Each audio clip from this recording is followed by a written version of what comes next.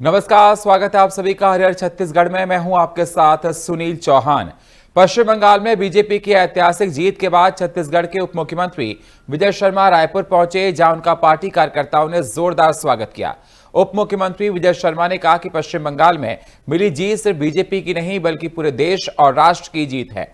उन्होंने दावा किया कि बंगाल में बीजेपी की सरकार बनाने के लिए रायपुर समेत पूरे छत्तीसगढ़ में बड़ी संख्या में बंगाली समाज के लोग वहां पहुंचे थे। उन्होंने ये भी कहा कि बीजेपी की सरकार बनने के बाद बांग्लादेश सीमा पर सख्त निगरानी रखी जाएगी ताकि घुसपैठ पूरी तरह रोक लगाई जा सके।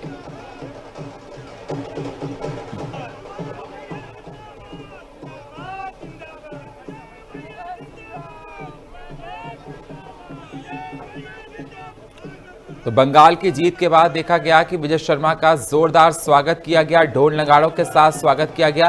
बीजेपी की जीत के बाद खुशी की लहर देखी जा रही है। सीमा पर सख्त निगरानी रखी जाएगी। विजय शर्मा का कहना है घुसपैठ पर पूरी तरह से रोक लगाई जाएगी। तो उप मुख्यमंत्री का स्टेटमेंट निकलकर सामने आया। बंगाल जीत के बाद जब रायपुर एयरपोर्ट पर पहुंचे तो उनका भव्य स्वागत किया गया। तो सीमा पर सख्त निगरानी रखी जाएगी। तो बंगाल जीत के बाद देखा जा रहा है कि बीजेपी कार्यकर्ता काफी गदगद हैं।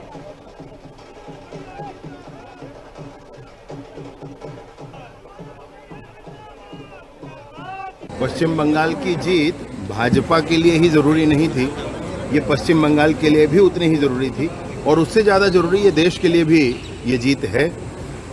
पूरे ही देश में, हमारे रायपुर में भी जो बांग्लादेशी आए वो पश्चिम बंगाल के रास्ते से ही आए। जिनको पकड़ के यहाँ पर डिपोर्ट किया गया वो वहीं से आए थे। वो सारी बातें हम लोगों को ध्यान में हैं। कितने बरस हो गए थे, कितने दशक हो गए थे, पश्चिम बंगाल की सरकार केंद्र की एजेंसियों को बाढ़ बनाने के लिए, बांग्लादेश और पश्चिम बंगाल के बीच में बाढ़ बनाने के लिए जगह नहीं उपलब्ध करा रही थी। अभी जाकर हमारे घोषणा पत्र में ये है कि प्रारंभिक 45 दिनों के अंदर ही केंद्र के उन एजेंसियों को जो बाढ़ बनाना चाहती है उनको वो भूमि उपलब्ध करा दी जाएगी। तो घुसपैठ देश में कम होगा, ये बहुत बड़ी बात है। इन्हीं बातों के लिए भाजपा के कार्यकर्ता और पश्चिम बंगाल की जनता एकजुट होकर लड़े थे। इतना बड़ा जो परिणाम आया है, 200 से ऊपर की सीटें जो है, ये जनता और ममता। राजनांदगांव में एक बड़ी आपराधिक वारदात पुलिस की सतर्कता से टल गई है। पद्मश्री सम्मानित सामाजिक कार्यकर्ता फूलबसन बाई यादव को अपहरण करने की कोशिश को पुलिस ने समय रहते विफल कर दिया। यह मामला 5 मई गोठुला रोड क्षेत्र का है। जानकारी के मुताबिक एक परिचित महिला ने सेल्फी लेने के बहाने फूलबसन बाई को कार में बैठाया। इसके बाद 2 पुरुष और एक अन्य महिला के साथ मिलकर उन्हें जबरन वाहन में ले जाकर अपहरण करने की कोशिश की जा रही थी। इसी दौरान ड्यूटी पर मौजूद ट्रैफिक इंस्पेक्टर नवरत्न कश्यप और उनकी टीम ने सीट बेल्ट न पहनने के कारण से वाहन को रोका। जांच के समय कार में बैठी महिला की संदिग्ध हालत देखकर पूछताछ की गई। आरोपियों ने पुलिस को गुमराह करते हुए महिला को मिर्गी का दौरा पड़ने की बात कही, लेकिन पुलिस को शक होने पर उन्होंने सतर्कता दिखाते हुए सभी को वाहन से नीचे उतार गया। वहीं महिला की पहचान फूलबसन यादव बाई यादव के रूप में हुई है। उन्हें तुरंत सुरक्षित मुक्त कराया गया। पुलिस ने चारों आरोपियों को हिरासत में लेकर थाने पहुंचाया है और मामले में एफआईआर दर्ज कर जांच पड़ताल शुरू कर दी है।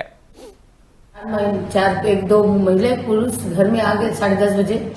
एक विकलांग लड़की है, चल फोटो खिंचाना करके आगे और उठा के ले गए। मोला एक मानवता के अनुसार घर से बाहर निकले, कुछ पकड़े नहीं दे हाथ में और चढ़ाई दबा के दरवाजा लगे सो ले गए। मैं सबसे पहले धन्यवाद देता हूँ। आज जो मैं खड़े हूँ तो पुलिस प्रशासन के जो आज जो अभियान लगातार चलाते, एसपी, सीएसपी, डीएसपी और समस्त पूरा टीम ला जेकर अभियान जो 12 बजे, 11:30, पौने 12 बजे भी इतना यहाँ रोड में खड़े होके, यानी कि एक गाड़ी का रोक लेना मैं अपन आंख से देखे हूँ। और आज में भी बचे होना तो सिर्फ होकर कारण वो लड़की में पूरा प्लानिंग करे जिसे कि ये ले जाना है और राजनांदगांव जिला में केक काट के राजनांदगांव खिलाना है और ये दुल्हन बना के आधा रात को राजनांदगांव में भेजना है। हमारे जो ट्रैफिक पुलिस है उनके द्वारा रोड में चेकिंग पॉइंट लगाया गया था। इसी दौरान रोड से एक संदिग्ध जो स्कॉर्पियो गाड़ी गुजरने की जानकारी मिलने पर उसको पीछा करके रोका गया। रोक करके उसमें जो ड्राइवर है उससे पूछताछ किया गया और जिससे प्रथम दृष्टया उनको जो ट्रैफिक की जो टीम है उनको थोड़ा संदिग्ध लगा, तो गाड़ी के पास जाकर देखे तो उसमें जो हमारी जो छत्तीसगढ़ के पद्मश्री मैडम है फुलबासन यादव, जो कि प्रॉपर सुकुल दिहान के रहने वाली है, वो बैठी हुई थी। और उसमें दो लड़कियां भी बैठी थी, जिनसे पूछने पर बोले कि इनको मिर्गी आ रहा है, इसलिए इसके जो मुंह है उसको दबाए हुए हैं, ये बीमार है। फिर जब वो बोली कि जबरदस्ती मेरे को ले जा रहे हैं करके, तो जो शंका हुआ उस पर से उनको पकड़ करके चौकी चिखली लाया गया। और जहाँ प्रथम दृष्टया एक जो खुशबू साहू नाम की जो लड़की है, जो कि भीम भौरी गांव के रहने वाली है, बेरला थाना और जिला बेमेतरा, वो उसके द्वारा प्लानिंग के तहत एक स्कॉर्पियो गाड़ी लेकर के आए थे और उसके साथ अपने जो 2 अन्य सहयोगी भी लाए थे, उनके द्वारा गाड़ी में ले जा करके उनको जबरदस्ती ले जाना पाया गया है। और किस कारण से ले जा रहे थे, कहाँ ले जा रहे थे, क्यों ले जा रहे थे, भी इस संबंध में लगातार पूछताछ जारी है।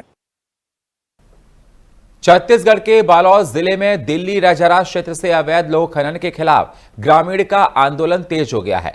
ग्राम पंचायत साला के आश्रित जमरूबा गांव के लोग पर्यावरण संरक्षण को लेकर सड़कों पर उतर आए हैं। ग्रामीणों का कहना है कि अवैध खनन से जंगल खत्म हो रहे हैं, जल स्रोत सूख रहे हैं और प्रदूषण खतरनाक स्तर तक पहुंच गया है। इस आंदोलन में महिलाओं की भागीदारी भी बढ़ चढ़कर देखने को मिल रही। लोगों का कहना है कि लड़ाई सिर्फ आज के लिए नहीं बल्कि आने वाले पीढ़ियों के लिए सुरक्षित भविष्य के लिए है। तो आपको बता दें, ये आंदोलन काफी तेज है और पर्यावरण बचाने को लेकर ग्रामीण सड़कों पर उतर आए हैं। जंगल, पानी और हवा पर संकट ग्रामीण कहने दिखाई दे रहा है। आंदोलन में महिलाओं की अहम भागीदारी देखने को मिली है। भविष्य बचाने की लड़ाई, ग्रामीणों ने यह संदेश दिया है।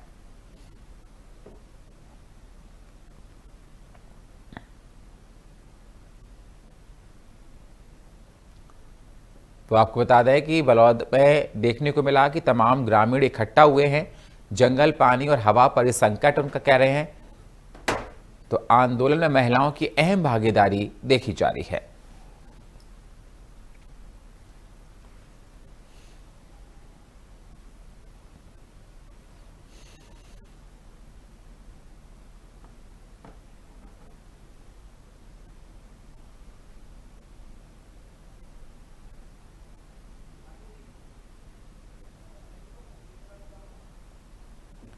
तो आंदोलन में महिलाओं की भागीदारी काफी ज्यादा, भविष्य बचाने को लेकर ये लड़ाई है। तो दिल्ली रजहरा में देखा जा रहा है, पर्यावरण बचाने को लेकर ग्रामीण सड़कों पर उतरे हैं। तो जंगल, पानी और हवा पर संकट है।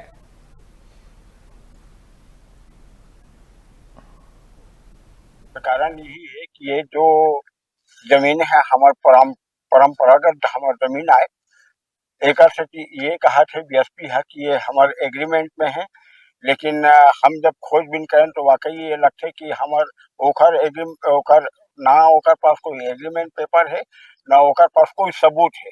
एक से हम हमार जमीन ला हमार कब्जा हमार तोड़ कब्जा ले हटा के सीधा हमला अपन कब्जा में लाना है कि सरकार से, प्रशासन, शासन से, सबूत से हम लड़ाई करें। दूसरा एग्रीमेंट पेपर मांगा था, आज तक के एग्रीमेंट पेपर देके कोई ये जरूरत महसूस करी, मैंने हमला ये महसूस होते कि एक पास एग्रीमेंट पेपर लड़ाई है, वो इनका अधिकार क्षेत्र है। उस अधिकार क्षेत्र के बारे में ये देखिए दस्तावेज है, जिसमें तहसीलदार ने खुद ये स्वीकार किया है कि ये जो क्षेत्र है ये 5वीं अनुसूचित क्षेत्र है, इसके मालिक है। जब ये मालिक है तो फिर तहसीलदार किस हस्ती से इनको डराने का काम कर रहा है? वो कहीं ना कहीं प्रशासनिक कार्य को छोड़ करके नेता लोगों की चमचागिरी में लगा हुआ है और ये अपनी आवाज को रखने के लिए यहाँ पे मजबूर है। 2 दिन से ये इतनी 45 से 48 डिग्री टेम्परेचर में यहाँ पे बैठे हुए हैं। कल 4 जन की तबीयत खराब हुई है यहाँ पे। खुद मेरे द्वारा एडीएम सर को 5 बार कॉल किया गया, 2 बार उन्होंने बात किया, लेकिन अभी तक उसके बाद उनके द्वारा कोई भी रिएक्शन नहीं लिया गया है। वो सुशासन त्योहार मनाने में व्यस्त है। भाई सुशासन त्योहार किसके लिए हो रहा है? सुशासन किसके लिए है? जनता के लिए। जनता यहाँ मर रही है, 2 दिन से ये लोग यहाँ बैठे हैं और वो लोग कहाँ मना रहे हैं? सुशासन त्योहार मना रहे हैं। रायपुर के गोमोबा पंडरी इलाके में घरेलू विवाद ने खौफनाक रूप ले लिया है। बाउंसर जितेंद्र वर्मा ने अपनी 2 सालियों पर लाइसेंसी पिस्टल से फायरिंग कर दी है। इस हमले में गीतांजलि की मौके पर मौत हो गई, जबकि दुर्गेश्वरी वर्मा गंभीर रूप से घायल हो गई हैं। आपको बता दें, पुलिस के मुताबिक आरोपी का पत्नी से विवाद चल रहा था, जिसके बाद वह ससुराल पहुंचा। पत्नी के बारे में जानकारी ना मिलने पर गुस्से में उसने दोनों सालियों पर गोलियां चला दी। वारदात के बाद आरोपी भागने लगा और सड़क पर भी फायरिंग की। हालांकि मौके पर मौजूद लोगों ने उसे पकड़कर पुलिस के हवाले कर दिया। फिलहाल पुलिस ने आरोपी को गिरफ्तार कर मामले की जांच भी शुरू कर दी है।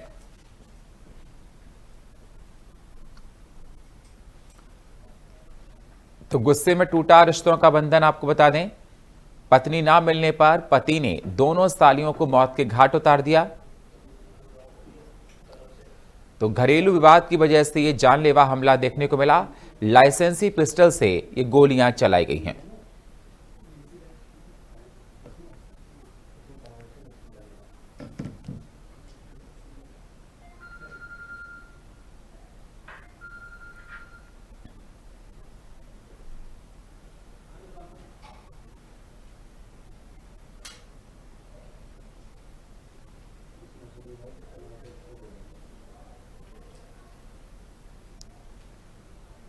तो आपको बता दें, एक बहन की मौत है, दूसरी घायल हो गई है, जिसका अस्पताल में इलाज जारी है।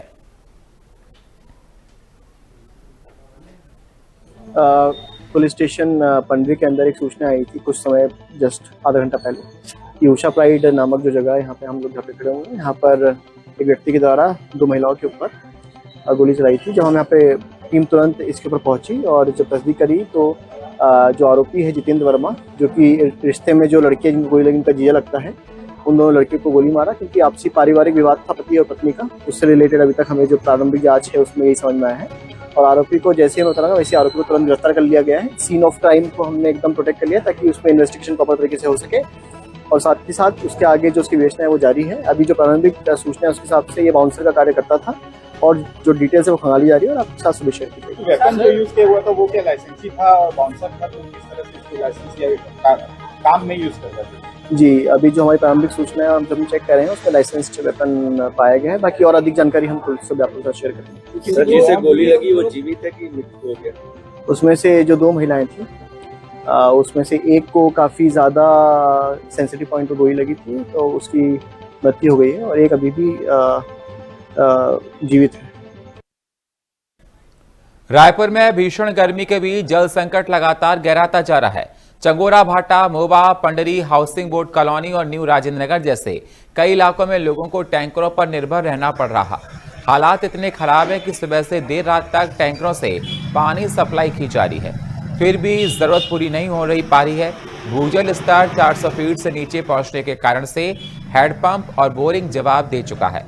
महापौर मीनल चौबे के निज क्षेत्र में भी पेयजल संकट बना हुआ है, जिससे स्थानीय लोगों में नाराजगी बढ़ रही है। नगर निगम टैंकरों के जरिए पानी पहुंचने की कोशिश कर रहा है, लेकिन शहर के कई इलाकों में टैंकरों की कमी की शिकायतें सामने आ रही हैं।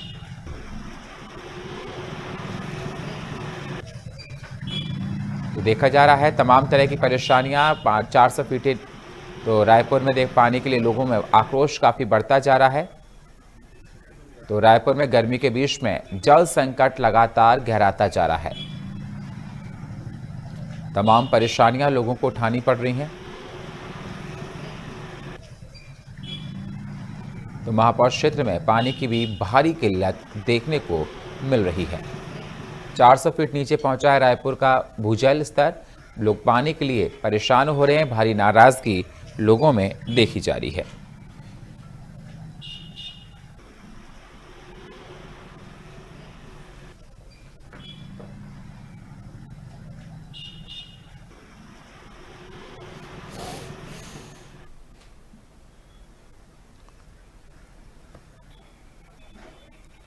तो पानी की परेशानी काफ़ी ज़्यादा बढ़ती जा रही है। आपको बता दें, गर्मी का सितम लगातार बढ़ता जा रहा है। रायपुर में गर्मी के बीच में जल संकट गहराया है। तो टैंकरों के भरोसे राजधानी में पानी की सप्लाई की जा रही है। कई क्षेत्रों में पानी का गहरा संकट नजर आ रहा है।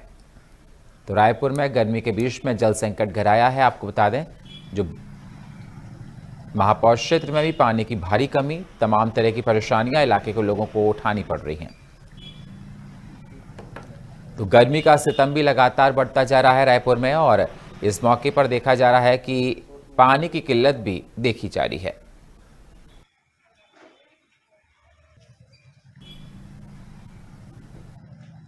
देखिए, हमारे वार्ड में पानी की समस्या तो है। 3 महीना पहले आयुक्त महोदय को और जो जल विभाग की जो टीम बना है, जोन कमिश्नर है, सबको हिदायत दिया गया था कि यहाँ पानी की व्यवस्था सुनिश्चित किया जाए, लेकिन उन्होंने गंभीरता से इनको नहीं लिया और लगातार गर्मी बढ़ने की वजह से घरों की बोर भी सूख रही है, तो उससे क्या है, सबको परेशानी हो रहा है, तो उनको नल की पानी पर्याप्त मात्रा में नहीं मिल पा रहा है, इससे उनको समस्या हो रही। तो अभी पानी की समस्या बहुत ज़्यादा गंभीर हो गया है। हमने उसके निदान के लिए भरपूर कोशिश कर रहे हैं, लेकिन पानी जो है, आधा पानी डाइवर्ट होकर के रायपुरा भी जा रही है और आधा चंगोरा भाटा में, दोनों वार्ड में बढ़ रहा है, तो पानी बढ़ जा रहा है, तो कहाँ से पानी आएगा, यही दिक्कत हो रहा है।